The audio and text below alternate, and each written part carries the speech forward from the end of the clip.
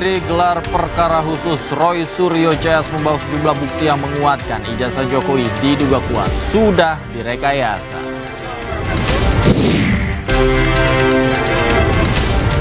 Setelah sepekan tenggelam, puing kapal diduga kuat KMP Tunu Pratama Jaya ditemukan di dasar laut Selat Bali.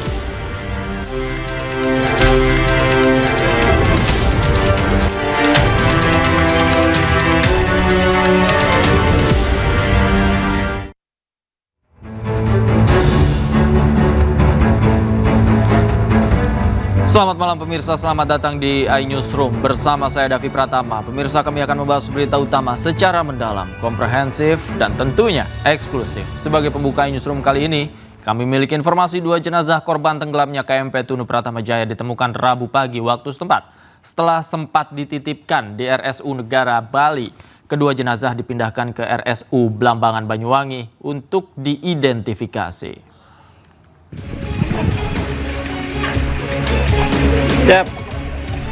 Dengan menggunakan 2 ambulans, kedua jenazah yang ditemukan tadi pagi di Pantai Pebuahan Desa Banyu Biru, Jemberana, Bali dikirim ke RSUD Blambangan. Proses identifikasi dipusatkan di RSUD Blambangan Banyuwangi. Sedangkan di Jemberana hanya dilakukan pemeriksaan awal. Sekitar pukul 11.15 waktu Indonesia Tengah, jenazah diberangkatkan ke Banyuwangi melalui Pelabuhan Gilimanuk. Sebelumnya, kedua jenazah tersebut ditemukan nelayan mengambang di Pantai Pebuahan sekitar 2 km dari pantai. 2 korban yang kita temukan ini akan kita serahkan kepada Rumah Sakit Blambangan karena semua peralatan lengkap ada di sana, dan kita laporkan juga kepada posko utama yang ada di Banyuwangi dulu. Hari ini juga? Siap hari ini, semua berkas-berkas sudah disiapkan oleh DPI dan evakuasi 2 ambulan dan dikawal oleh kepolisian ya. Dengan ditemukannya 2 jenazah tersebut, hingga saat ini sudah 42 penumpang KMP Tunu Pratama Jaya ditemukan, di mana 30 orang ditemukan selamat, 12 orang meninggal dunia.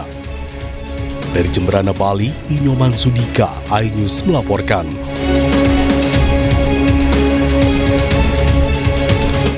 Setelah sepekan tenggelam, KMP Tunu Pratama Jaya akhirnya ditemukan di dasar laut Selat Bali. Bangkai kapal ditemukan setelah tim SAR menggunakan kendaraan bawah air tanpa awak. Setelah sepekan tenggelam, KMP Tunu Pratama Jaya diduga kuat ditemukan di dasar laut Selat Bali di kedalaman 49 meter. Pencarian dilakukan dengan menggunakan sonar dari KRI Pulau Vanildo. Setelah sonar memastikan objek mencurigakan, petugas kemudian menurunkan kendaraan bawah air tanpa awak yang dikendalikan dari permukaan atau ROV. Sejauh ini, tim SAR telah menyiapkan 37 penyelam untuk mencari korban yang kemungkinan terjebak di dalam kapal.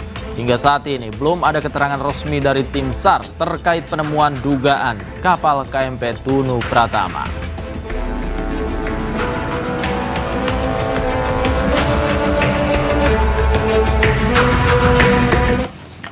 Suasana duka menyelimuti kediaman almarhum Arya Daru Pangayunan, seorang diplomat muda Kementerian Luar Negeri yang ditemukan tewas di kamar kosnya di kawasan Menteng, Jakarta Pusat. Jenazah dijadwalkan tiba di rumah duka sore tadi untuk selanjutnya dimakamkan. Sejumlah karangan bunga berisi ungkapan bela sungkawa memenuhi jalan dan pekarangan rumah keluarga almarhum Arya Daru Pangayunan di Jalan Munggur, Bangun Tapan, Bantul, Yogyakarta. Selain sejumlah karangan bunga yang berdatangan, sejumlah tamu dan pelayat juga mulai berdatangan ke rumah duka. Menurut keluarga, saat ini istri dan anak almarhum tengah menjemput jenazah untuk dibawa kembali ke Yogyakarta dengan menggunakan perjalanan darat. Setelah disemayamkan di rumah duka sejenak, jenazah yang diperkirakan akan tiba sore ini akan dimakamkan di TPU Sunten, Ketan, dan Bangun Tapan, Bantul.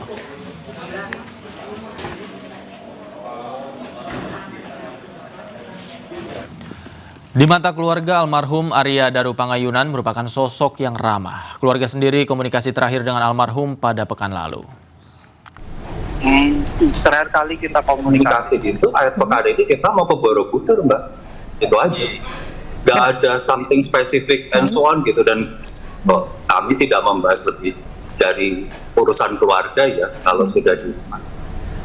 Baik, lalu bagaimana sih Mas Meta Bagus ini mengenal almarhum ini?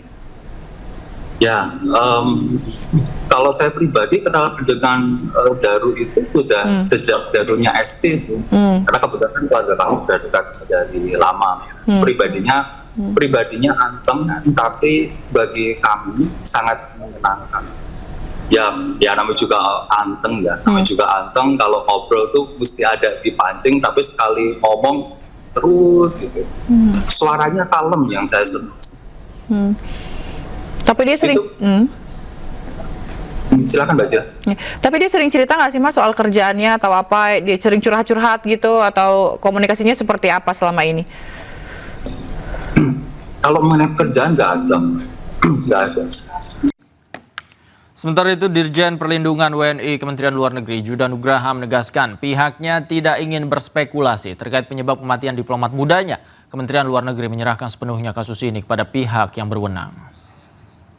Saudara Arya Daru Pangayunan adalah seorang diplomat fungsional muda dari Kementerian Luar Negeri. Selama ini beliau bertugas dalam menangani isu keamanan. Dalam hal ini Kementerian Luar Negeri menyampaikan kewajiban mendalam kepada pihak keluarga almarhum meninggalkan seorang istri dan 2 anak. Kementerian Luar Negeri saat ini sudah menyerahkan kasusnya kepada pihak berwenang dan kita akan mengikuti proses yang dilakukan oleh dalam Polisi menggelar olah tempat kejadian perkara di kamar Indekos Arya Daru Pangayunan, seorang diplomat muda Kementerian Luar Negeri yang ditemukan tewas. Hasilnya, polisi memastikan tidak ada barang berharga korban yang hilang.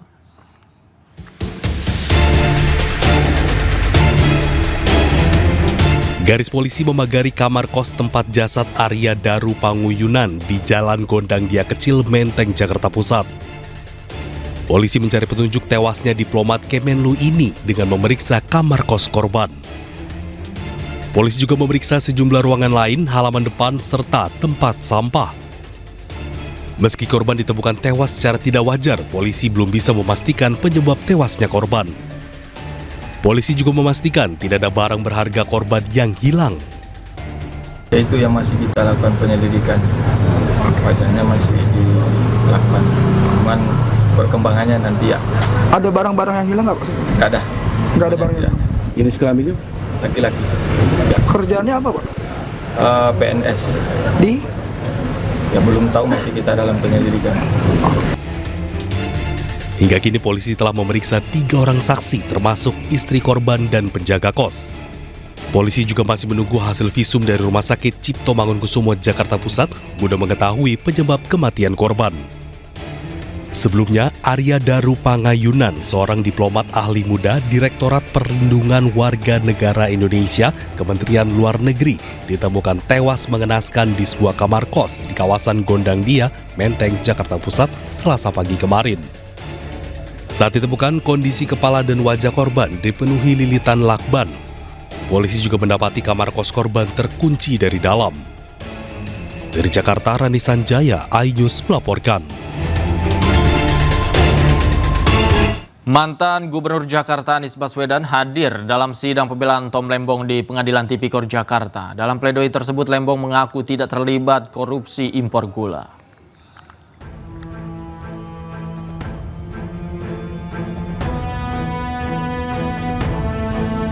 Sidang lanjutan kasus dugaan korupsi importasi gula dengan terdakwa Tom Lembong kembali digelar di Pengadilan Tipikor Jakarta. Sidang beragendakan pembacaan pledoi atau nota pembelaan setelah dituntut 7 tahun penjara. Dalam pledoi yang dibacakan tim hukum, Lembong disebut tidak mengetahui apa yang dilakukan PT PPI karena hal tersebut merupakan level teknis.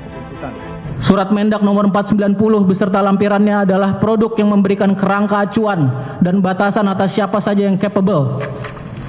Adapun penunjukan terhadap 8 PGR dan PT Kebun Tebu Mas ialah pada tindakan level pelaksanaan teknis yang dilakukan oleh PT PPI. Fakta persidangan membuktikan terdakwa sama sekali tidak mengetahui, tidak terlibat, dan tidak pernah memberikan arahan atas apa yang dilakukan oleh PT PPI, meski yang dilakukan oleh PT PPI merujuk pada Surat Mendak 490. Dalam sidang pledoi ini, mantan Gubernur Jakarta Anies Baswedan ikut hadir dalam sidang. Anies mendoakan agar majelis hakim bisa memutuskan dengan adil. Jadi kami datang ingin mendengarkan dan kita mendoakan, kita yakin bahwa insya Allah majelis hakim nantinya akan memutus dengan adil, dengan objektif dan berikan kepastian hukum. Sebelumnya, jaksa meyakinkan Tom bersalah dalam kasus korupsi impor gula. Selain menuntut hukuman 7 tahun penjara, jaksa juga menuntut Lembong membayar denda sebesar 750 juta rupiah dengan subsidiar 6 bulan kurungan. Sementara itu, terdakwa kasus korupsi impor gula mantan Menteri Perdagangan Tom Lembong mengatakan pledoi dirinya lebih personal dari sisi sudut pandang sebagai pribadi dan lebih ke arah substansi kebijakan. Dan sudah berminggu-minggu saya menyiapkan pledoi, ya kan. Baru tadi pagi saya dikasih tahu kalau yang namanya pledoi itu harus ada judulnya, ya kan. Jadi tadi pagi saya langsung memikirkan ya apa judul yang ingin saya taruh sebagai judul pledoi saya, dan saya putuskan untuk memberikan judul hanya 2 kata saja, yaitu di persimpangan. Ya. Dan ya saya berterima kasih sekali tadi tentunya tim hukum saya, tim penasihat hukum saya menyampaikan pledoi mereka, ya, dan sangat lengkap tentunya, sangat teknis terus terang. Tentunya pledoi saya akan lebih personal ya, lebih dari sisi sudut pandang saya sebagai pribadi, sebagai pembuat kebijakan, ya, dan mungkin lebih ke arah substansi kebijakan. Ya. Tadi kan sudah disampaikan dari sisi yuridis, dari sisi teknis hukum. Saya ingin melengkapi dengan pandangan dari segi substansi dan juga dari segi apa yang saya alami langsung ya pada saat perkara di 2015-2016. Dan pemirsa, untuk mengetahui informasi terkini mengenai sidang pledoi Tom Lembong, kami telah terhubung dengan jurnalis iNews Hendry Aprila. Selamat malam Hendry, bagaimana jalannya sidang Tom Lembong hari ini?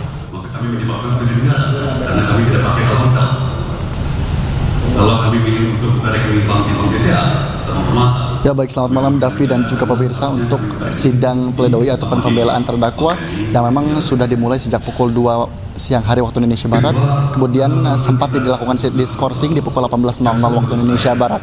Untuk hari ini ataupun untuk saat ini maksud kami, ini sudah dilanjutkan kembali setelah dicabut diskorsing dan kemudian sidang pledoi ataupun pembelaan terdakwa yang dilakukan sudah dimulai.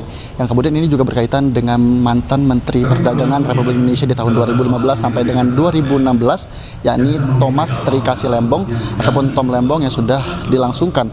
Ini kalau totalnya sebanyak 20 sidang yang sudah dilakukan, dan pada tanggal 4 Juli 2025 Tom Lembong telah dituntut oleh JPU dengan tuntutan selama 7 tahun penjara dan juga denda sebesar 750 juta. Dan kemudian juga untuk saat ini, tadi kami juga sempat mendengar, adapun pada diskorsing kita juga sempat bertanya kepada Tom Lembongnya langsung bahwa pernyataannya menyampaikan untuk surat yang akan dibacakan pada pledoi hari ini akan diberi judul dengan judul di persimpangan, yang dikatakan bahwa sudah dipersiapkan selama 7 hari sebelum menjalannya persidangan pledoi ini.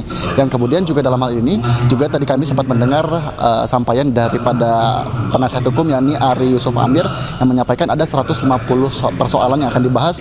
Ini berkaitan dengan mulai dari proses impor gula hingga keterlibatan sejumlah perusahaan yang diklaim tidak ada ikut campur tangan Tom Lembong. Nantinya setelah sidang pledoi ini juga akan dilanjutkan dengan sidang-sidang lainnya, diantaranya sidang replika yang akan digelar pada tanggal 10 Juli 2025, yang kemudian dilanjutkan dengan sidang duplika pada tanggal 11 Juli 2025. Kami akan terus pantau bagaimana hasil dari sidang pledoi ataupun pembelaan terdakwa yang tentunya akan meringankan beban ataupun tuntutan dari jaksa penuntut umum. Davi.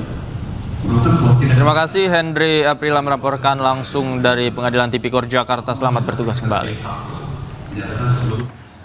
Bareskrim Polri gelar perkara khusus terkait kasus dugaan ijazah palsu Joko Widodo. Roy Suryo CS bawa sejumlah bukti. Kami hadirkan usai jeda berikut.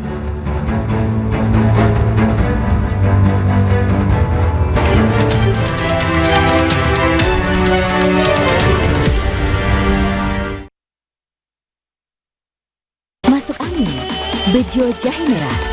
Formula jahe merah terbaru, bantu redakan masuk angin.